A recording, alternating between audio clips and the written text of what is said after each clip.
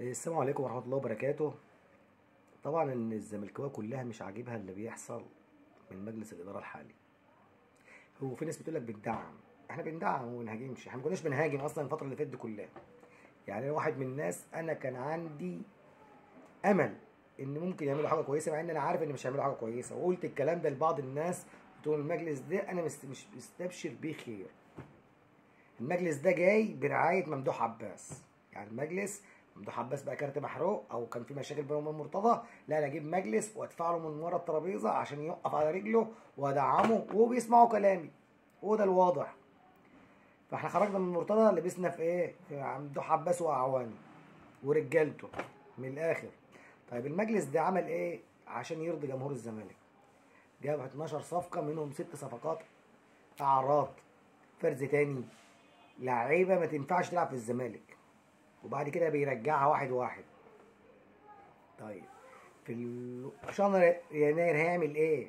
مش عارف يعمل ايه، مش عارف يجدد لزيزو. والكلام اللي انا بقوله ده طلع اتكلمه عشان صفقه زيزو او زيزو بالذات، بس بتكلم واحده واحده هجيلك في الكلام. طب الناس اللي تقول لك ما تهاجمش الاداره، دعم الاداره، احنا فاضلين ساكتين وبندعم ومش عايزين نهاجم ومش عايزين نعرفهم ان هم فشله. مع ان انا كنت بطلع اتكلم في بعض الجستات، واحد يقول لك لا فشل ازاي، مش فشل، مش عارف ايه. طب خلصنا، الاهلي جمهوره هاجم الخطيب في اسبوع واحد، عمل صفقتين سوبر. يعني الاهلي جمهوره طلع ازاي خطيب فين الصفقات مش عارف ايه، جاب تريزيجيه وجاب بن شرقي وتريزيجيه وبن شرقي الصفقتين مش معمولين كده، يعني لهم مغزى. طيب واحد اقول لك بقى المغزى من الاثنين ايه. يعني ما تبصش ان الاهلي عمل صفقتين كده وخلاص ان هو بيدعم، لا، ده الاهلي عمل صفقتين ضرب بيهم عصفورين ب10، يعني كل صفقه منهم وراها مغزى. خد الكلام ده لنهايه الموسم. صفقه بن شرقي، نبدا بصفقه بن شرقي. صفقه بن شرقي بدايه فيها قفلت تفكير ان الزملكاويه يفكروا فيه تاني، مش كل شويه يعرضوه على المجلس والمجلس يفكر يجيبه، مع ان كان سهل ان يجيبه في بدايه الموسم، والراجل كان قدامك ومتاح بمليون دولار. واحد يقول لك لا 900، واحد يقول يا عم في حدود مليون دولار. تمام، اجيب بن شرقي ان انا الزمالك ما عادش يفكر فيه، وصفقه سوبر، وفي نفس الوقت اعري اداره الاهلي، اعري اداره الزمالك قدام جمهورها. يعني انت يا جماهير الاهلي بتهاجموني، طب شوفوا جمهور الزمالك هيعمل ايه بقى مع ادارتها لما احنا نجيب بن شرقي اللي كان في ايديهم. يبقى هو كده فعلا جاب بن شرقي مش اكيد في جمهور الزمالك، لا ده هو كده عرى اداره الزمالك قدام جمهورها، ان كان صفقه في ايدك قعدت تحاول معاها وما عرفتش تجيبها، وانا في يوم خلصت وجبته. خلى حاله الهيجان كلها على ايه؟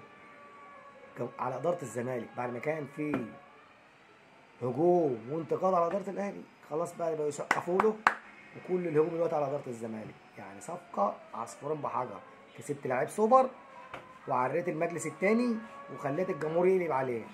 دي صفقه بن شرقي، وخط تحتها 100 خط. يجي بقى يأدي ما يأديش، هو عمل اللي عايزه وخد 50% من اللي هو عاوزه، رضا جمهوره ويقلب الدنيا على الزملكاويه، على الاداره الفاشله. طيب نيجي بقى الملف تريزيجيه. تريزيجيه يا جماعه يعني صفقه سوبر، صفقه سوبر محدش يختلف عليها، بس سقف التعاقد بتاعها عدى مرحله لعيبه الاهلي. يعني كنت بقول لك احنا لينا سقف معين، لا تريزيجيه راح معليه شويه. يعني تريزيجيه جاي بفرق اعلى شويه. واحد يقول لك يستاهل، يا عم احنا ما قلناش ما يستاهلش، بس احنا علينا سقف التعاقدات شويه. منها بقى يعمل ايه؟ اقول لك انا هو سقف التعاقد على ايه؟ واحده واحده. هو بيدي قفا او بيدي كف لمجلس اداره الزمالك تاني، بمعنى الزمالك مش عارف يجدد لزيزو، وقعد يماطل مع زيزو، وقعد يقول له وريني العقود اللي هتجيلك ومين ومش عارف مين، وكان يومين عشان يكسبهم اكتر استفاده من ورا زيزو ان يقللوا العقد. دي نقطه منتهيه. طب الاهلي يعمل ايه عشان ياخد زيزو؟ عشان ياخد زيزو اعمل ايه؟ طبعا الناس قدام جمهوري ان ليا سقف تعاقدات، فزيزو هيجي عندي بسقف تعاقدات. طب انا اعمل ايه؟ طب ما انا اجيب تريزيجيه اعلي سقف التعاقدات، بدل ما يبقى 30 40 يبقى 50 60 70 مليون في السنه للاعيب. زيزو ما تمضيش دلوقتي، اصبر 3 4 شهور، انت هتبقى فري كمان 6 شهور. ماطل مع المجلس الاداره بتاعتك، انت كنت عايز منهم كام؟ 70، لا احنا هنديك 60 مع شويه اعلانات مع شويه مزايا وفي استقرار وهتقبض وكل حاجه ماشيه حلو الحلو، وانت شايف الناس اللي عندك مش قادرين يدوك فلوس ولا يدوا لبقيه اللعيبه.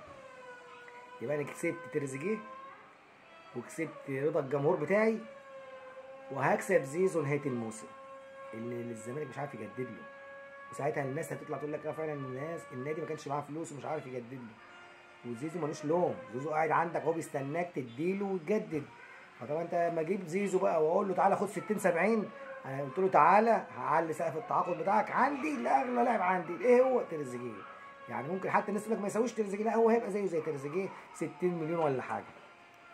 يبقى بمعنى كلامي كده ان زيزو في نهايه الموسم ده رايح الاهلي فري. ازاي يا عم الحاج تقول كده وانت زملكاوي؟ يا عم هو ده اللي واضح والخطيب عامل الصفقتين دول لقدام. يعني هو تريزيجيه انا اعلن عن صفقه تريزيجيه واشتريه قبلها ب6 شهور ليه؟ يعني ايه اللي يخلي الخطيب يدفع في تريزيجيه ولسه 6 شهور عم يجي، واعلن ولسه 6 شهور عم يجي، عشان اقول لزيزو بص انا جبت تريزيجيه كمان 6 شهور وانت تعالى معاه. يعني انت هتخش النادي في وقت واحد كمان 6 شهور، ما تمضيش الوقت واستنى ال6 شهور تلعبوا كاس عالم مع بعض، معاك بن شرقي معاك تريزيجيه. فاهم ازاي ان انا يبقى معاك سكواد قوي؟ وزيزو هيوافق لان عايز يلعب في سكواد قوي في كاس العالم. فده الكلام اللي هيتم، وخدوها مني كلمه كمان 6 شهور تريزيجيه وبن شرقي وزيزو في فرقه واحده.